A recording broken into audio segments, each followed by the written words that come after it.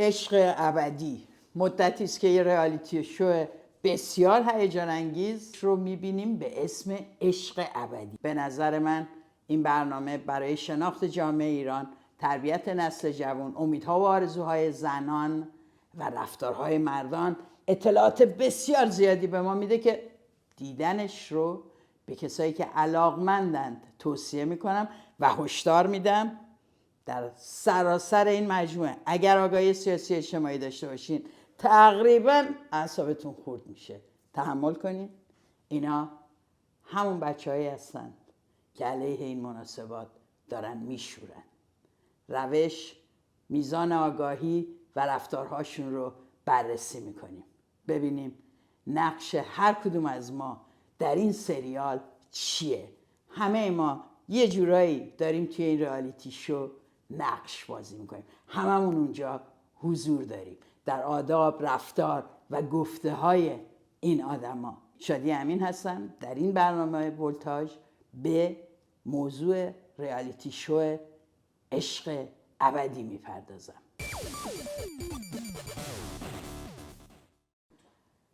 برای شمایی که ممکنه ندونین برنامه عشق ابدی چیه بگم که یک رئالیتی شو هستش که در ترکیه اجرا میشه، در جایی که بهش میگن در یک جزیره هستیم. ویلایی هستش که 10 نفر، 5 پسر و 5 دختر در دور اول وارد این ویلا میشن.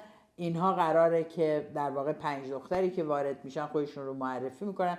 در این برنامه ما با سودا، زهرا، تناز، ماهرخ و همینطور نگار روبرو هستیم در دور اول. از اون طرف پسرایی وارد میشن. آنچه که در این برنامه متفاوتش کردن اینه که دخترها هستن که پسرایی رو که وارد میشن انتخاب میکنن و پسرها علی، امیرحسین، شاهین، سیاوش و میلاد رو داریم برای دور اول و بعداً فرشاد اضافه میشه به دخترها، بعداً ترانه و بعد پرستو اضافه میشه و این عده انتخاب میکنن به عنوان پارتنر. اونجا قراره که هر کسی البته میتونه در مدت اقامتشون در این ویلا که حدود 2 هفته خواهد بود میتونه این رابطه ها تغییر بکنه، شناخت جدیدی کسب بشه و پارتنرها عوض بشن.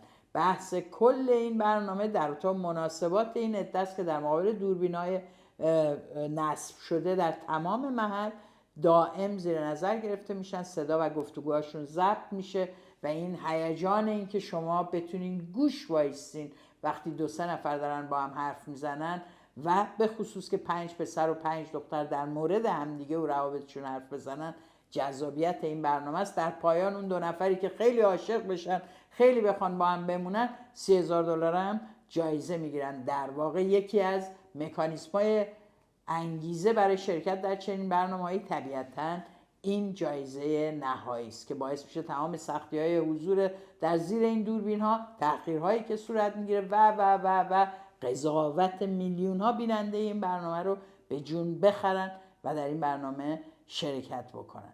ببینیم چقدر با عشق اونجا روبرویم یا چقدر جامعه ایرانی رو ما در یک اشل کوچیک‌تر اونجا تجربه میکنیم. این برنامه 100 قسمت هستش و توسط یک تهیه کننده ترک در ترکیه تهیه شده. مجری این برنامه خانم پرستو صالحی هستش و اسپانسرش چند شرکت میکاپ هستند که در برنامه لوگوشون رو میبینیم و همونطور که گفتم هنوز منتظریم که ببینیم بعد از پخش برنامه ماجرای این عده در این ویلا به کجا میکشه. اونایی که فکر میکنن که نباید نگاه بکنم یا نباید راجبش حرف بزنم بهتون بگم برای من سریالی بسیار بسیار آموزنده بود. خیلی چیزها رو به هم نشون داد و فهمیدم که چقدر هنوز موضوعاتی هست، روابطی هست که ما با ملموس باهاش روبرو نشدیم. پس این برنامه مختص هیچ گروه خاصی نیست. توی این برنامه کرد داریم، بختیاری داریم، مشهدی داریم، ترک داریم. پس این برنامه مختص هیچ ملیت و زبان خاصی هم نیست. همه میتونن توش ببینن، بخشی از خودشونو پیدا بکنن و نقدش بکنن.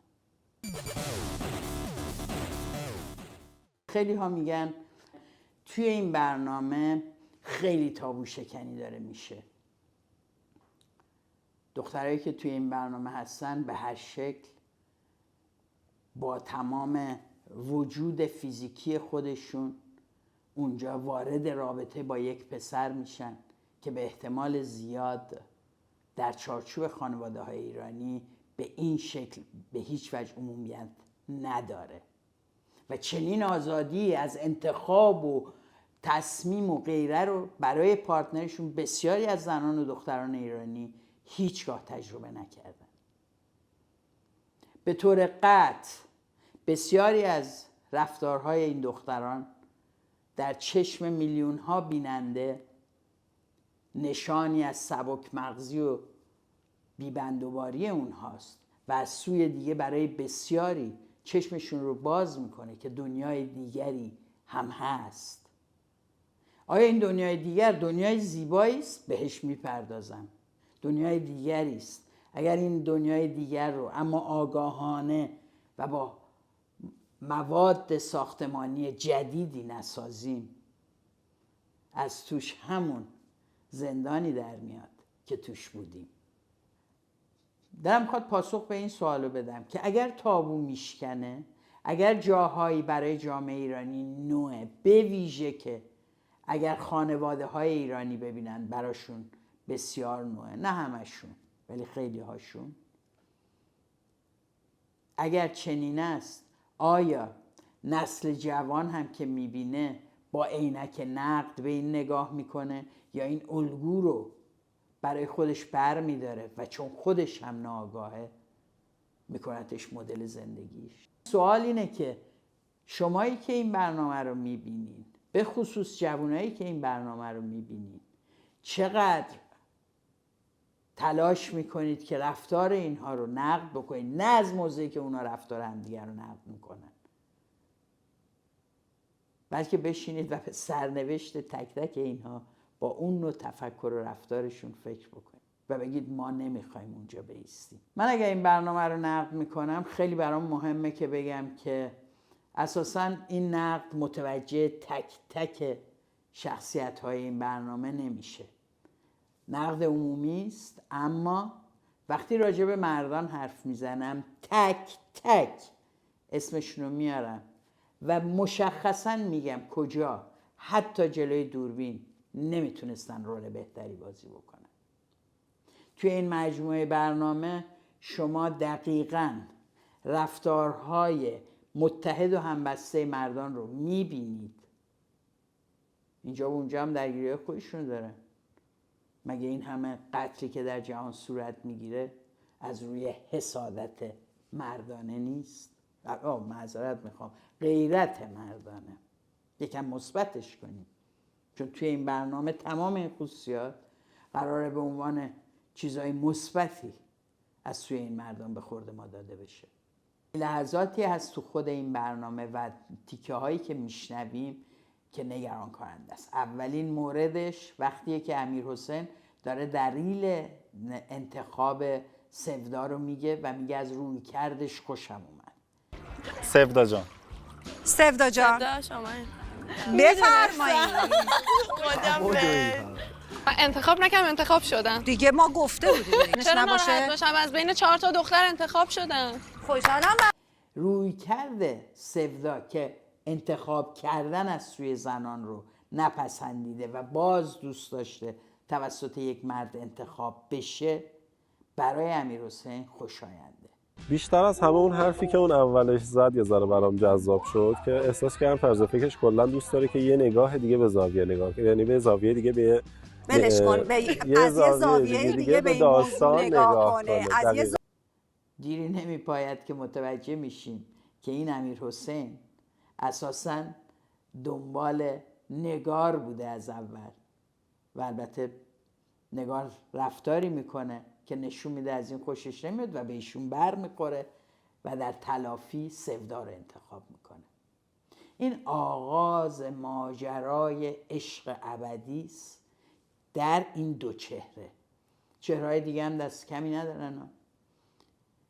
مکالمات روانشناسانه زرد در این گفتگوها نشون میده که تغذیه فکری این زنان و دختران جوان برای اینکه آینده روشنی داشته باشن، برای اینکه زندگی بهتری داشته باشن، از کجاست؟ سعی کردن کلیشه هایی رو پس بزنن، ولی یک عالمه کلیشه جدید که باز تولید کننده همون موضوعاته.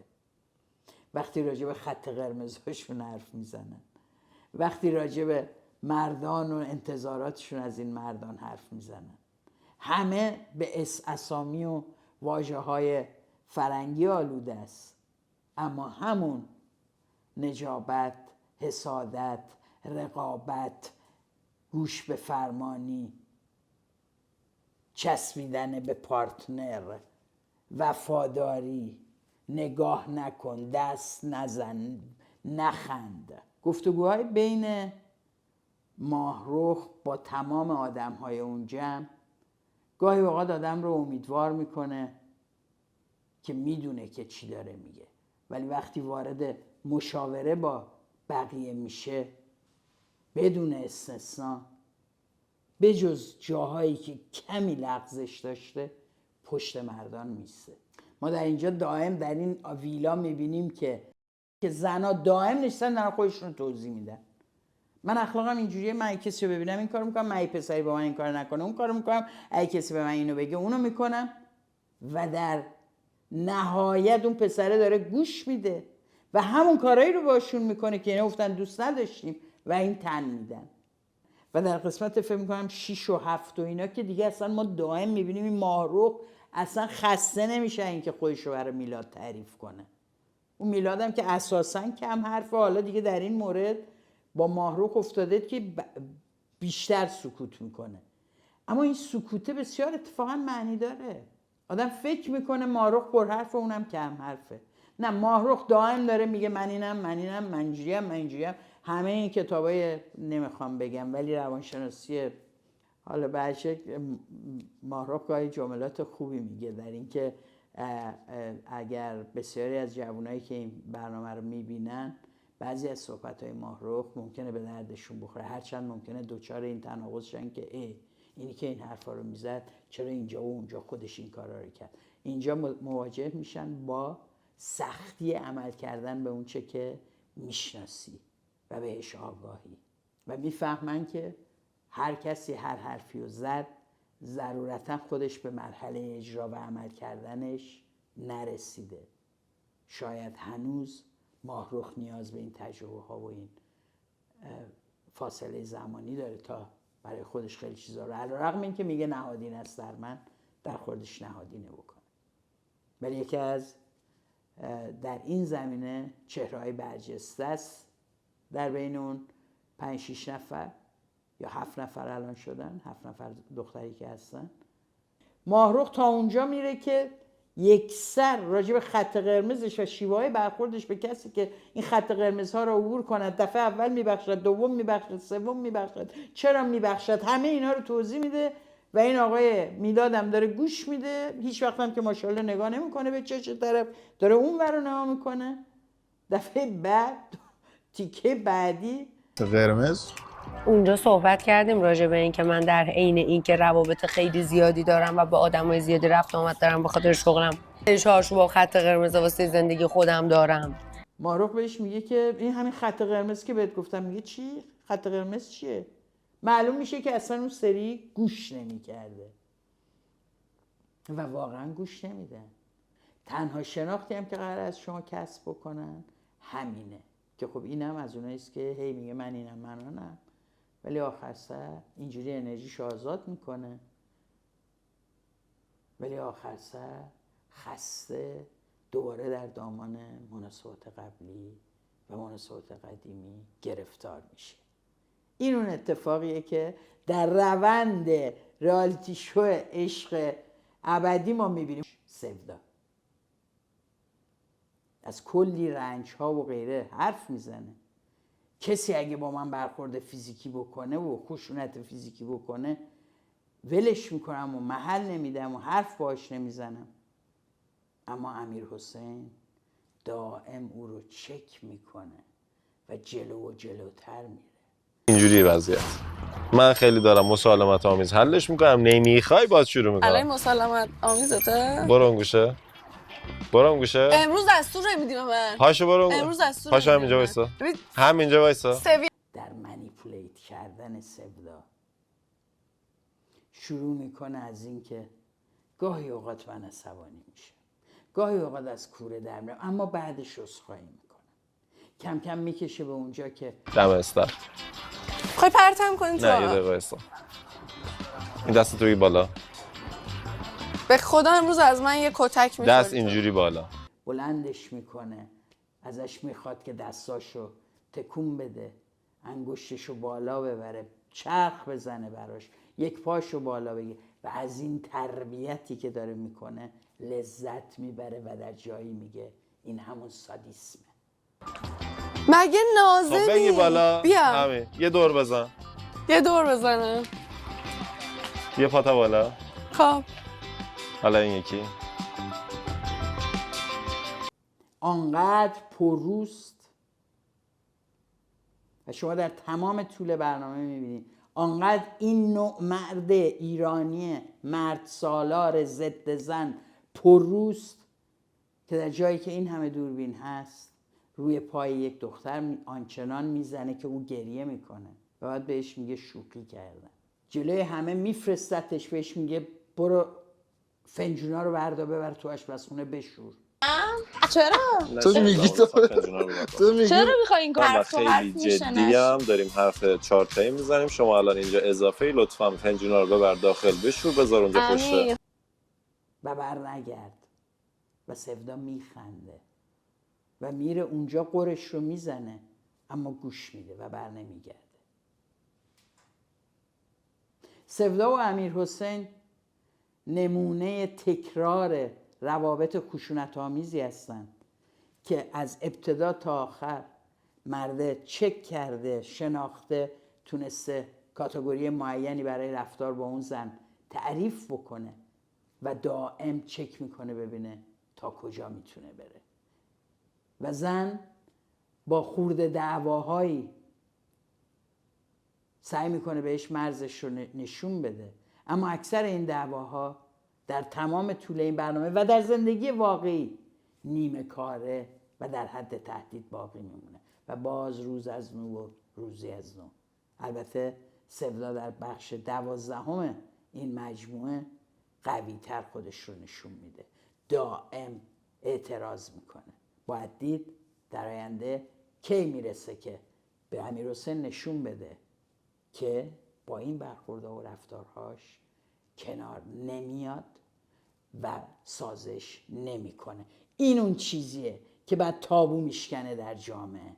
این اون جایی است که اگر این زنان و دخترانی که در چنین برنامه‌هایی شرکت میکنن بدونن و بخوان علاوه بر زدن زیر و بن پدرسالاری که کردن، همشون تمام این مجموعه علیه پدرسالاری و مناسبات پدرسالارانه قیام کردن و الا نمیتونستن از جامعه ایران بیان در کشور دیگه تنها زندگی بکنن و این چنین آزاد بگردن. اما در مبارزه علیه مرد سالاری هنوز قدم‌های زیادی نیاز دارن. اینها کنترل و اتوریته پدرانشون رو که زندگی اینها رو میخواسته نابود بکنه و در دست بگیره رو شناختند و ازش فاصله گرفتن و علیش جنگیدند. میبینیم اینو.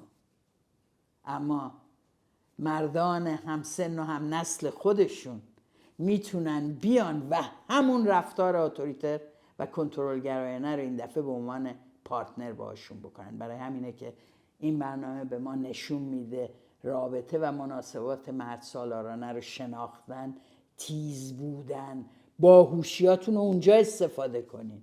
این همه هوش و ذکاوتی که دارید اونجای استفاده بکنید که وقتی سوالات شما رو بی پاسخ میذارن، وقتی شما دارین از زندگیاتون میگین و طرف میگه قدت 165، مدرک دستیار دندون پزشکی ما گرفتم. بعد یادم نمیاد افتادم تو مدلینگ، چون من خیلی تو ایران خیلی کارام و شغلامو عوض کردم. 165 نباید باشی. چی؟ قدت شاهین، یکی از موذی‌ترین مردان این مجموعه.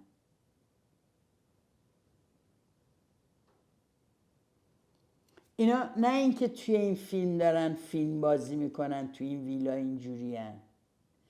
اینا واقعا اینجوری هن. یعنی من به جز صحنه های اول توی یکی دو ساعت فیلم اولی که منتشر شده، شما اینا رو بعدش دیگه واقعیاشون رو میبینید. اتفاقا تو اون تیکه های اول همشون سعی میکنن خیلی مؤدب فضا بدن و جواب بدن، گفتگو ایجاد کنن. شما بعدش اتفاقا خود واقعی اینا رو میبینید. تازه جلوی دوربینه و اینن. اگه اینا نبود و اینا آزاد بودن تو جمع مردا راجع به بدن دخترها حرف بزنن، بگن و بخندن و مسخرهشون کنن و نقشه بکشن و برای $30,000 و برای فلان و برای اینکه منتظر آدم جدید شن و غیره، ببینید چی میشد. و آنچه که زنا ندارن یعنی همبستگی و اتحاد و اینکه حرفاشون رو بین خودشون نگه دارن، مردا تا اینجا دارن. لبریزن از این موضوع. در مجموعه این فیلم جز دعواهای قدرتی که این مردان با هم دارن و موضوع خودشونه، نه بر روی زنان، جای دیگه از درگیری اینا شما چیزی نه. از هم اجازه میگیرن که برن سراغ یه دختری. همه چیز دیگه من خواستم با آقا علی هماهنگ جزئی کنم که مثلا میگم شما اوکی من با ماه رخشان یه صحبتایی انجام بدم. کسوت گرفتش کردم بالاخره اجازه رخصت. بزرگتری من دستم خیسه. بزرگتری گفتن. همدیگه رو دلداری میدن. نه اینکه توی اونا قتل و کشتار و حسادت نیست، هست جایی که اما تشخیص بدن منافع جمعیشون حکم میکنه و به نفع تک تکشونه، چون میدونن به هر کدوم از اون دختران اینها روابط نوینی باشون داشته باشن، نوع دیگه ای برخورد کنن، توی اون جمع مردان جای زیادی نخواهند داشت. برای همینه که همشون یک شکل یک جور ظاهر میشن، اون جمع رو ضعیف نمیکنن. برعکسش رو در مورد جمع دخترها میبینیم. در اولین گام طناز شروع میکنه راجع به حرفایی که توی اتاق زنها با هم زدن، دخترها با هم زدن توضیح دادن و این اتفاق دائم در طول برنامه میفته که این زنها که دارن از صحبتهای اتاق و قبل از خوابشون به مردا گزارش میدن یا دعواهاشون رو جلوی این مردان میکنن. شما صحنه برعکسش رو نمیبینین. روشی که ترانه در زمانی که فرشاد میخواد ازش جدا بشه و بهش میگه دوست نمیخواد باهاش باشه، میره پیشش وقتی اون روزی که قراره به عنوان مجازات اینها رو میندازن با هم. خیلی جالبه، فرشاد و نگار قرار میشه در 10 دقیقه آشپزخونه رو در این مسابقه مثل روز اول تمیز کنن و اینا در 10 دقیقه موفق نمیشن این کارو بکنن. جمعیت این خانه زیر نظر امیرحسین تصمیم میگیرن که به عنوان مجازات این دو نفر، برای مجازات این دو نفر که در این حالت فرشاد و نگارن، میگن که فرشاد اجازه داشته باشه با یه زن دیگه که ما انتخاب میکنیم، یعنی ترانه، بره و تنها باشه تمام شب برای یک شب. در واقع مجازات تنظیم شده برای مجازات نگار. نگارم که ناراحت میشه و شروع میکنه درگیر شدن، به هر شکل ترانه در پایان ببینید چی میگه به فرشاد. از دست جدا نشو، یعنی هر دختر دیگه اومد هر چیزی شد اصلا کات نکن، باش بمون. نه برای چی کات کنم؟ یه بازیه و انشالله که متوجهش بشی. و در همین جا زیرا به نگار رو میزنه، یعنی سوال ایجاد میکنه برای فرشاد. این میزان در واقع بدجنسی که در برخی از این چهره ما میبینیم در شرایطی که برای یک مرد دارن میجنگن علیه همدیگه، باز دوباره به ما نشون میده که زنها چقدر خودشون رو تنها میکنن و وقتی تنها میشن تازه برای مردا شکارهای بهتری میشن. ببینید امیرحسین وقتی سودا زندگیشو تعریف میکنه چطور بد میاد جلوتر. وقتی بهش میگه نیازمند محبتم، ببینید چجوری دوباره روش‌های سرکوب و اتوریته‌شو افزایش میده. جلوی هر کسی به تو بی احترامی کردم، دوباره و دوباره ازت معذرت خواهی میکنم. به من نگاه کن. بشه، چون واقعا وقتی که حرف پدر میخوای مادر میشه عصبی کنمت خوب میشه. عصبی کنم استوپ هم یک تازه میفهمه که این دقیقاً کسیه که من میتونم اگه بخوام باهاش هر کاری که خواستم بکنم. البته تاکید میکنم که سودا گاهی اوقات ما رو سورپرایز میکنه در شیوه برخوردش و کشیدن خط و مرز برای امیرحسین. ما دائم میبینیم که سودا با هیچ کدوم از زنها نه تنها رابطه نمیگیره بلکه علیه همشون با امیرحسین حرف میزنه و امیرحسین هم با واژه‌های خیلی حساب شده‌ای او رو تشویق میکنه به این موضوعگیری. در واقع ما با این روبرویم که پارتنر خودش رو از اون مجموعه جدا میکنه، تنها میکنه و در این تنهایی که داره بهش به خیال خودش یک تربیت جدیدی میده. تو نیومدی کنار میشی. بعد من مثلا میرفتم دستشویی، میرفتم یه کاری انجام بدم، میمدم میدم کنار امیرحسین نشستی. تو بودی چه برداشتی میکردی؟ کنار من نمیشینی، چرا کنار پارتنرم میشینی؟ صندلی خالی میبینم میشینم. و این یکی از بخش‌های این برنامه است که برای کسانی که آگاهانه به این روابط نگاه میکنن، از خشونت بر زنان آگاهی دارن، از رنج‌هایی که زنان توی روابط این چنینی که حتی اگر خشونت فیزیکی درش نبوده، اتوریته روحی ناسالم و بیمارگونه‌ای بر زنان اعمال شده و زندگی و آسایششون ازشون گرفته، کسایی که اینا رو میشناسن در دیدن این صحنه‌های فیلم واقعا آزار میبینن. تکرار بسیار آزاردهنده‌ای توشه و اینکه امیرحسین میتونه جلوی این دوربین ها آن بازی رو بکنه که بسیاری از مردان ایرانی در خونه های خلوت خودشون کردن ولی جرأت حتی نداشتن به بیرون نشون بدن، انکار کردن. بیرون مرد مهربون شیک خوش صحبت بودن، در خونه زنانشون اون چهره دیگر رو تجربه کردن. اما این زنان آنقدر در ماه‌ها و سالهای اولیه رابطهشون مطیع بودن و سعی میکردن هوای شوهرشون رو داشته باشن و اعتمادش رو جلب کنن و شوهره رو به قول اینا مال خودشون بکنن که از همه دوستها و دوستی‌ها و خانوادهشون گذشتن تا مردشون رو حفظ کنن. و وقتی مرد تا مرز جنون آزارشون میداد یا بهشون خشونت فیزیکی میکرد، هیچ کس رو نداشتن که برگردن یا برن سراغش. این اتفاق در واقع اونجایی است که سودا شروع میکنه علیه زنان دیگه حرف زدن. یک زن ستیزی نهادینه شده درون این گفتگویی که عنوان میکنه هست.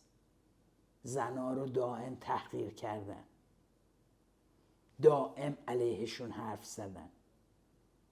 در مورد پسرها اینجوری نیست، همه بچهای خوبی هن، همه دوست داشتنی هن. و این فاجعه است، فاجعه‌ای که میبینیم در روند حوادث همین مجموعه، میبینیم که چقدر به ضرر همین زنان و دختران تو همین فضایی که ما میتونیم به عنوان نمونه جامعه بزرگ بهش نگاه بکنیم. موارد بسیار متعددی هست در روند این برنامه که ما این خشونت، این ناسازگاری در واقع فضاهای مردانه و زنانه رو میبینیم و اینکه زنان چقدر متاسفانه به رازداری بین خودشون، به وحدت بین خودشون، به منافع مشترکی که دارن. بله اینا منافع مشترک ندارن اونجا، هر کدوم اومدن یه نفر رو پیدا بکنن عاشق بشن $30,000 هم بگیرن. اما در زندگی واقعی شما یک منفعت عظیم مشترک دارین و اونه که اجازه ندین که کسی یا انسانی قادر باشه همسایه بغلیتون و دخترتون و فردا یا خواهرتون رو هر شب بهش تجاوز بکنه یا مورد آزار و شکنجه روحی و جسمی قرار بده تحت عنوان اینکه من دوست ندارم. من روز اول بهش گفته بودم، میخواست بفهمه. من اینجوری اون جایی که فرشاد به نگار میگه برای چی باید برقصی؟ بشین نگاه کن حال کن، چون من حال نمی کنم برقصی. نمیذاری من برقصم؟ از چی باید برقصی؟ چرا برقصم؟ برای من برقص باشم یعنی اینجا برقص. خب اینجا هم میبینم بس. نه این فرق چی رفتی اون وسط خواهد چه؟ ما نمیدونیم فرشادم عصبانی بشود چه میشود، چون گاهی اوقات نشانه های از برخوردهای تند از خودش بروز میده و میگه البته باید رو خودم کار کنم. همشون هم ماشاءالله یه چیزایی دارن که همیشه خشونت توشه و این زنان همیشه دارن از خودشون تعریف میکنن، میگن من یه خاصیت حامی دارم. هم یه شکل، همشون حتی از خودشون که تعریف میکنن همین تعریف هاییست که توی روانشناسی زرد شبکه‌های اجتماعی میبینیم. این برنامه ما دائم میشنویم از کلیشه هایی که به دخترها هر چی کم محلی بکنی بیشتر جذب میشن. اینا توصیه هایی است که دخترها دارن به این مردا میکنن و ما دائم میبینیم که از مرد خشن مرد حرف زده میشه، از ضرورت گوش کردن به حرف. خیلی هاشون خوشم نمیاد. امیرحسین در مکالمش با سودا وقتی براش تعیین تکلیف میکنه و بهش میگه بشین تو حرف نزن، رو همه چی دخالت نکن و کامنت نده و سودا به درستی میگه چرا ندم وقتی یه جایی نشستیم داریم حرف میزنیم. خب اینجا باید حرف بزنی که شنیده شی. و میگه اومدی اینجا که شنیده شی.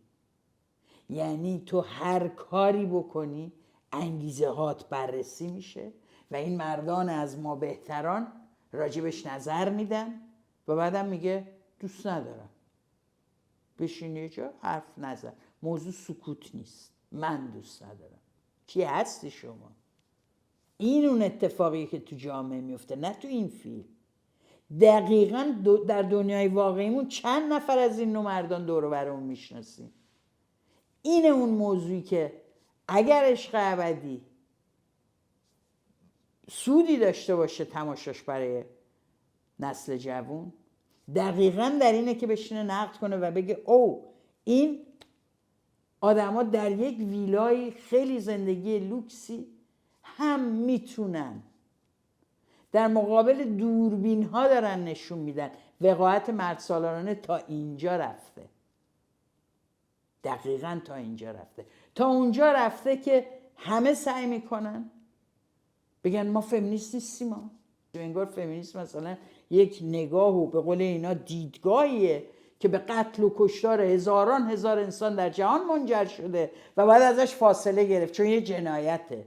پسرا مخصوصا، چون همه اعتراض داشتن که من با پسرا بد حرف میزنم، در صورتی من اصلا فمینیست نیستم، اتفاقا طرفدار آقایونم. پرستو صالحی، کسی باید به شما بگوید که اینکه شما میتونی امروز اینجوری به عنوان یک مجری بر صحنه تلویزیون ظاهر شی و در سالهای گذشته و در 100 سال گذشته زنان تونستن به بازار کار وارد شن و صحنه‌های بیشتر و بیشتری رو از آن خودشون بکنن، از زحمت فمینیستاست و طرح مطالباتی که کردن و اینکه به کرسی نشوندن. در این خیابون‌هایی که شما راحت الان گردش میکنین، زنانی سالها جنگیدن، سنگسار شدن برای بیرون اومدن از خونه، ولی اومدن. مدرسه درست کردن که شما بتونی سواد یاد بگیری. مدرسه رو در مقابل سرکوب آخوند و کشیش دایر کردن. این تاریخ رو میشناسین؟ انقدر این نشستیم ما فمینیست نیستیم. حالا چقدر برنامه‌تون فمینیستیه که شما باید حتما هم تاکید کنید که فمینیست نیستی. میفهمه آدم، از کامنتاتون میفهمه. اونجایی که شما برمیگردین به ترانه که داره از دست زدن علی به بدنش، البته ناخواسته، تاکید میکنه. حرف میزنه بهش میگه الانم دیگه داری زیادی راجبش حرف میزنی، بسه دیگه. و اونجایی میبینیم اینو که شما قطعا میدونین که سر این موضوع سیاوش بهش گفته خفه شو در اون بحث و دیگران بهش گفتن کرم داری. خود سیاوش هم گفته کرم داری که در جمع این موضوع رو مطرح کردی. که نمیذاری حرف بزنم. بیا میخوام بگم خفه شو دوباره. بابا زنی که داره راجع به دست یک مرد به بدنش خورده توضیح میده برای اینا زیادیه. حالا فکر کنید میامد میگفت آگاهانه بوده یا با قصد آزار جنسی بوده و غیره. ببینید اونجا چه اتفاقی میفته. ببینیدم ضمناً که چقدر مردان در همین قضیه پشت هم نیستن. اینا اون چیز اتفاقاتی است که اگر در این برنامه میفته و راجبش توضیح داده نمیشه و البته سیاوش یه جایی میگه بدن هر کسی مال خودشه و اختیارشو داره و غیره. اگه بریم جلوتر باید ببینیم که خودش چقدر به این گفته خودش احترام میذاره. از اونجایی که این برنامه قراره 100 قسمت پخش بشه، من در دوره‌های بعد هم به این برنامه باز خواهم پرداخت. به نظرم مهمه که از زوایای دیگه هم نگاهش بکنیم، از نگاه به عشق، رابطه‌های انسانی، از نگاه به نسل‌هایی که توی این برنامه بازی میکنن یا زندگیشون رو بازی میکنن یا به ما خودشون رو نشون میدن. خوبه که بهش بپردازیم. این کار رو خواهم کرد و اما دلم میخواد یه نکته رو بگم. شما در تمام طول این برنامه خیلی زیاد میشنوین جملات بسیار سمی علیه زنان رو. وقتی میگم جملات سمی، در واقع نوعی تشویق زنان به نوعی خدازاری. مثلا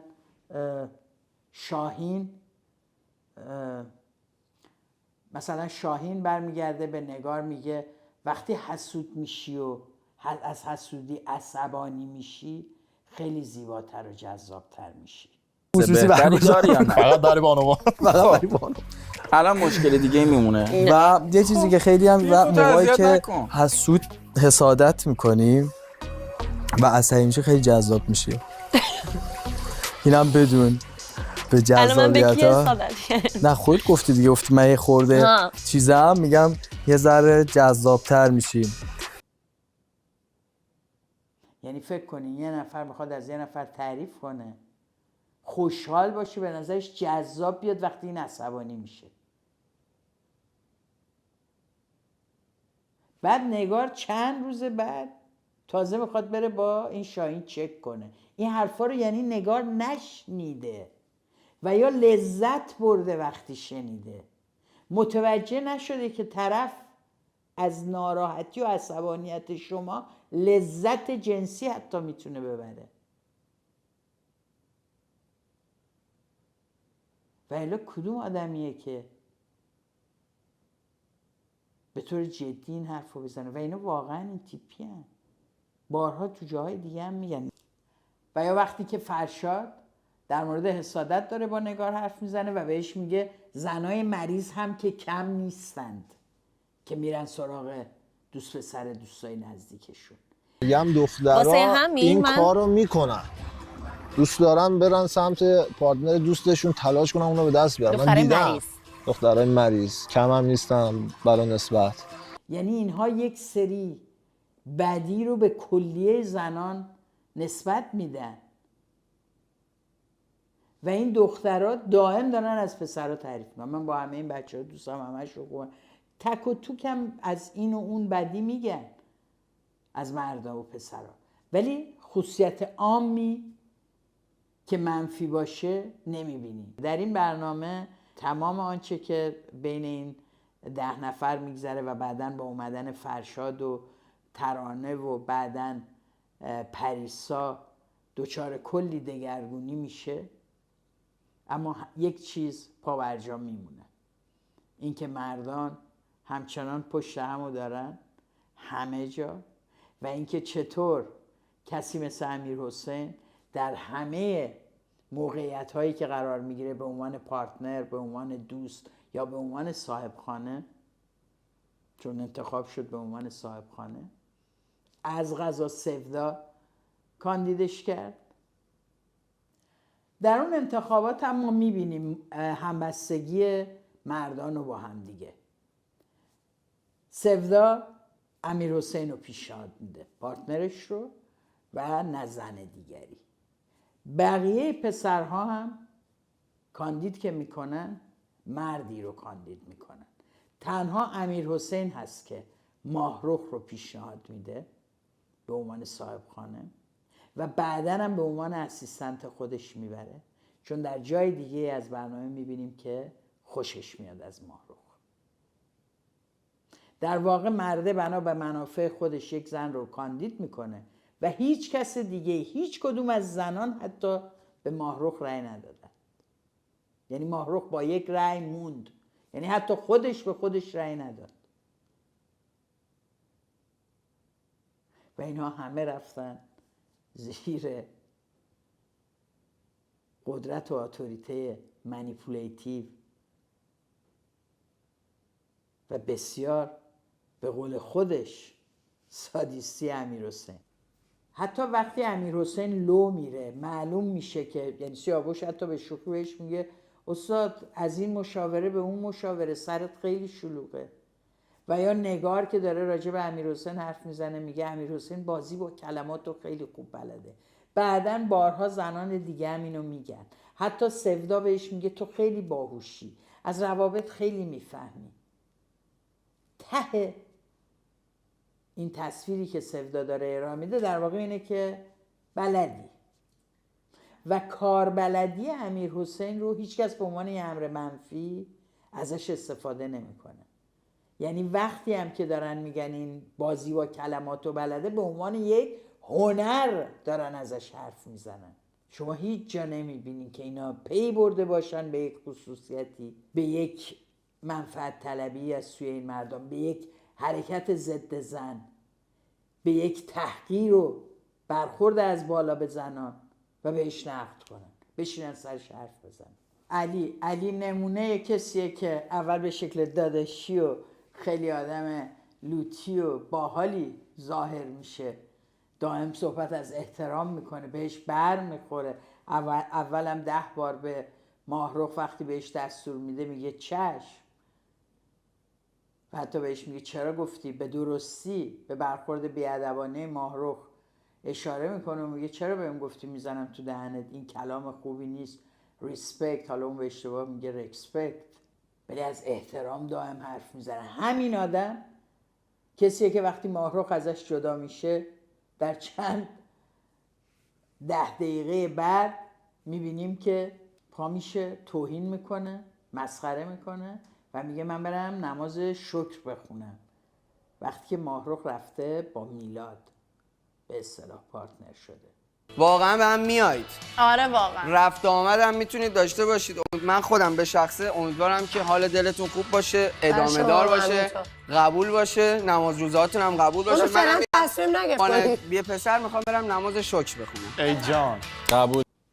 یا در صحنه‌ای که موهای زهرا رو میزنه، با وجود اینکه زهرا بهش التماس میکنه و میگه که فشار خونم افتاد، حالم بد شد، بس کن، ولی با چه لذتی بالاخره موهای زهرا رو میزنه و لذت میبره از اینکه اون داره زجر میکشه و اذیت میشه و اینکه حالا بعداً بهش میگن موهات قشنگ شده و خیلی هم خوبه و اینا، هم خیلی احساس نزدیکی میکنه به آقای علی با این رفتارش. خیلی جالبه. این هم اتفاقا نشان دهنده همون چیزهایی است که جا افتاده. مردا اینجوری هن. مردا نوع شوخی و محبتشون اینجوریه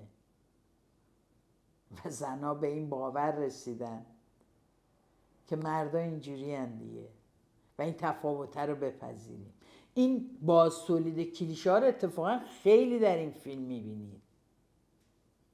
یعنی بارها زنا به عنوان انسانهای بد، عوضی، حسود، بدخواه و بی‌عرضه که فقط هم ظاهر براشون مهمه. ببینید امیرحسین میگه دیگه، میگه زنا 70-80% ظاهر براشون مهمه. یا اون یکی دائم میگه زنا حسودن. یا سیاوش ببینید چقدر تحقیرآمیز حرف میزنه راجع به زنا وقتی با نگار طرف میشه.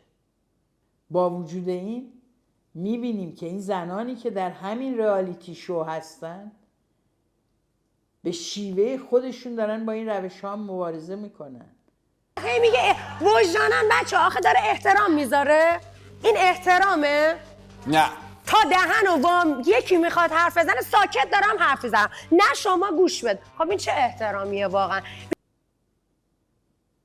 سودا علیرغم این که امیرحسین تا حدود زیادی موفق شده و داره دائم بهش دستور میده و توجیه میکنه و هی میگه شوخی کردم، تستت میخواستم بکنم و غیره، ولی دائم داره مرزاشو میخواد ببره جلوتر.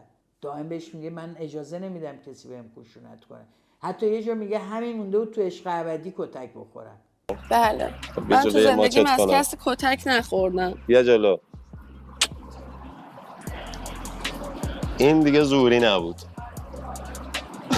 همینم مونده تو برنامه عشق ابدی کتک بخورم من. سودا بدون هیچ پشتوانه‌ای خودش رو به اینجا رسونده و اینقدر عاقل شده که لااقل بدونه چی میخواد، حتی اگر مقاومت اون دستگاه سرکوبگر آنقدر باشه که جاهای باز سودا و سوداها ببازند و اجازه بدن که باشون اینجوری رفتار بشه، ولی سودا داره مقاومت میکنه.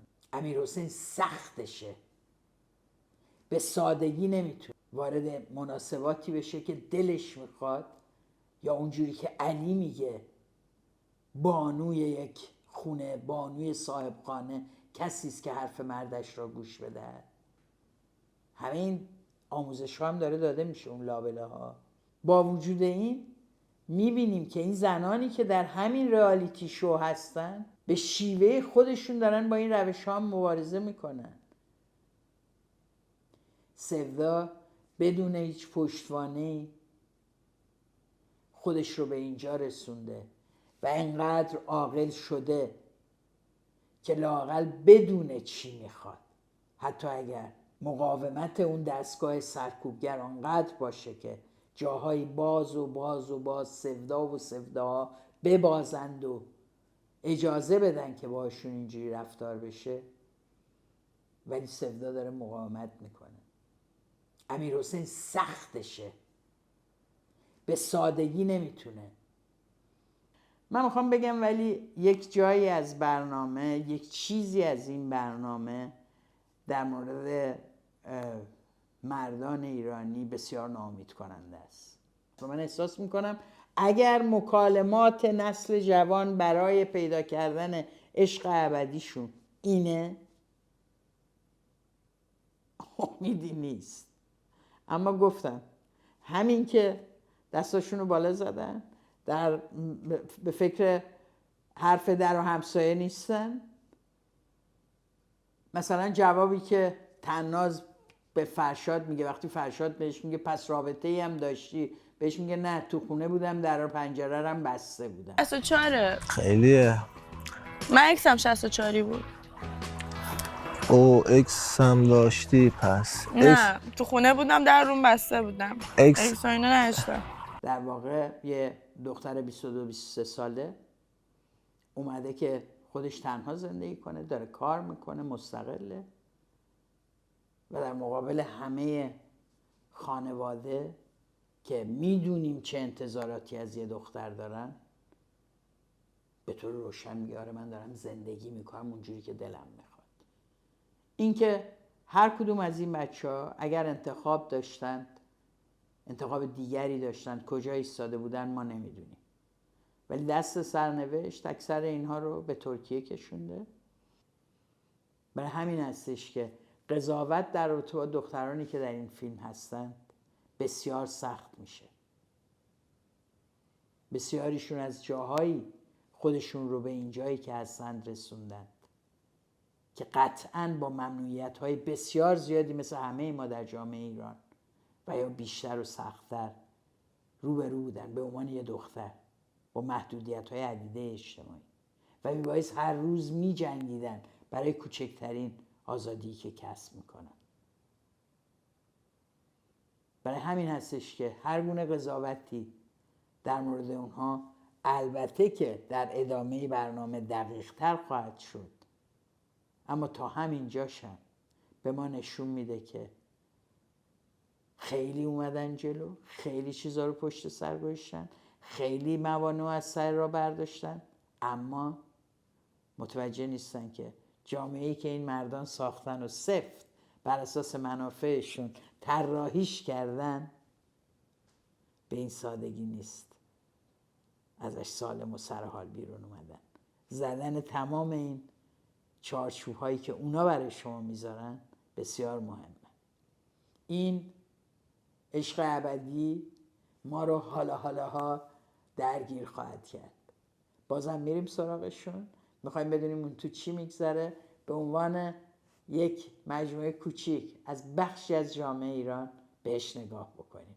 امیدوارم همه شمایی که جوانتر هستین میبینین این فیلم و چه رابطه همجنس خانه دارین چه دیگر جنسگرایانه، بدونید که زندگی اون نیست. اون کلیشه هایی هم که اینها در تحلیل های این برنامه ارائه میدن، زن جذاب قوی اینه اونه، اینا هیچ کدوم با واقعیات زندگی این آدم ها کاری نداره. واقعیت اینه که جامعه آنچنان غرق تجلیل و تمجید مردانه که اساساً زنای این چنینی جایی توش پیدا نمیکنن. فضایی رو که این مردان در همین فیلم گرفتن، با وجود اینکه اکثر وقتها ساکت هستن، اما همه چی حول اونها میچرخه. زنای این فیلم دائم دارن درگیرن و دارن برای مردان خودشون رو توضیح میدن. صدای زنان رو همه جا میشنوید و قدرت مردان رو حس میکنید. این اون تناقض واقعیه. زنان بیشتر در تمام آنچه که تو این رئالیتی شو میبینیم، زنان حرف میزنند و عمل نمی کنند. به اون خط قرمزهایی که میگن بارها از طرف پارتنرشون رد میشه و اعتراض نمی کنند، سازش میکنند، میخوان نشون بدن چهره حامیشون رو. هنوز حمایتگری کاذب برای این زنان ارزشه در مقابل هر مردی، حتی اگه بهشون خشونت کنه. خشونت هایی که از سر عشق نمایش داده میشه یا از سر کودکی و بی تجربگی اون پسر میخواد یاد بگیره. اینم میشنویم، از چند تایشون میشنویم میخوام یاد بگیرم. امیرحسین وقتی که زده روی پای او و او گریه کرده، داره با مسخره به حرفش گوش میده و بعد میگه بیا ماچت کنم، بیا جلو، و باز در همین کار دستور میده و او باید اجرا کنه. دستورهای ریزی که میتونه یه زندگی رو نابود کنه، بعد تبدیل به دستورهای بزرگ و بزرگتر میشه و بعد زنها دیگه تحملش رو ندارن. بعد وقتی دیگه تحمل ندارن دنبال راه حل میگردن و وقتی قانون پشتشون نیست، در چند مورد زندگی هاشون رو نابود میکنن، در چند مورد تصمیم به سازش میگیرن و تحملی سخت. این اون چیزیه که باید در تمام طول این برنامه دائم پشت کله داشت که به این فجایع دقیق نگاه کنیم. زندگی دیگری ممکن است، ولی قطعاً زندگی دیگر در عشق ابدی و رئالیتی شو عشق ابدی نهفته نیست. زنان میتونن در کنار این انقلاب فرهنگی که علیه حجاب کردن، علیه بسیاری از مناسباتی که جمهوری اسلامی بهشون تحمیل کرده پا شدن، چجوری باید در گوشه خونه ها در روابط شخصیشون هم این مناسبات رو بشکنن و خودشون ازش خلاص بکنن. این بحث مهمه که اگر حول برنامه مثل عشق ابدی شکل بگیره، عشق ابدی تازه اهمیت پیدا میکنه و تازه میتونه یه نقش مفید بازی بکنه. برای کسایی هم که عشق ابدی رو ندیدن، اساسا علاقه‌ای به رئالیتی شوها ندارن یا وقتشو ندارن که تماشا کنن چون قراره 100 ساعت باشه، میدونم سخته، بگم که میتونید همچنان برنامه ولتاژ رو دنبال بکنید، چون این برنامه نگاهش تنها به کاراکترهای عشق ابدی نیست. از کانال نگاه به این کاراکترها خواستم نگاهی به موقعیت زنان توی جامعه و در روابط خصوصیشون بکنم. ممنون از شما که تا این لحظه با من بودین. اگه دوست داشتین این برنامه رو برای دوستان و آشنایانتون بفرستین. کانال رو یادتون نره سابسکرایب بکنین و ولتاژ رو مثل همیشه دوست داشته باشین. یک عشق ابدی به ولتاژ.